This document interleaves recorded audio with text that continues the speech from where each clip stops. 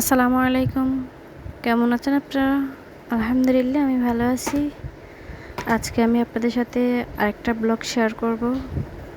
আজকের ব্লগে হচ্ছে শাক রান্না করব মাছ দিয়ে আলু দিয়ে, সাথে নারকেল বাটাও দেব। আমার শ্বশুরবাড়ির এলাকায় প্রায় অনেক তরকারির সাথে নারকেল বাটা দেয়।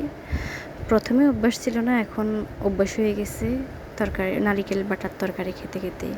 তো দেখতে থাকুন রেসিপিটা।